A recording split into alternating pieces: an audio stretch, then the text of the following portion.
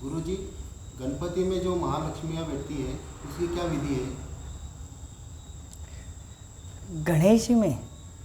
गणेश जी में जो महालक्ष्मी बैठती है वे महालक्ष्मी ये सभी विश्व की बहन और बेटियां हैं।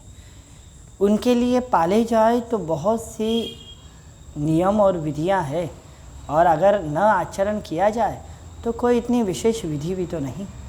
भगवती जब बैठती है तो उसके विशेष मुहूर्त में देवी लक्ष्मियों को, गौरियों को बैठाना चाहिए।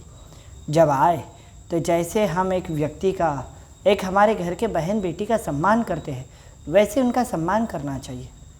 मुख धोने हेतु जल, पान करने हेतु जल, दूध, उसके लिए भोजन युक्त पदार्थ, ये सभी भोग आदि भोज्य से सुशोभित करके उनकी सेवा करनी चाहिए। 3 दिनों की बहन बेटियां होती है। जब लक्ष्मी बैठाया जाए तो लक्ष्मी जी के कुछ अंग होते हैं।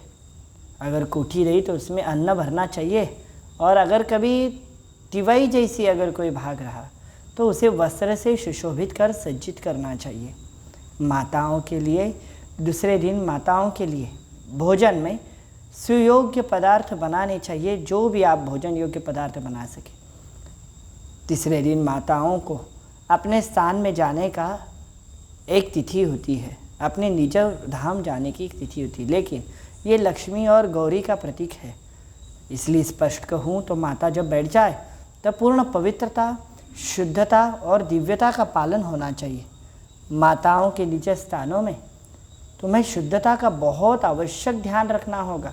दीप प्रज्वलित होना चाहिए, अन्न की रास होनी चाहिए, उसी के साथ शुद्धिकरण होना चाहिए, पवित्रता होना चाहिए, भोजन के लिए दिव्यता होनी चाहिए। अशुद्धि का वहाँ पर कोई भी ठिकान न हो, इसका ध्यान रखें। माता जो भोजन करती है वो पात्र भी स्वच्छ होने चाहिए।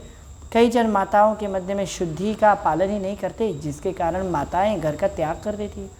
ये देवी बहुत शीघ्रातिशीघ्र पाती है सभी को, इसीलिए कोई विशेष विधि माता के लिए नहीं है। सीताराम।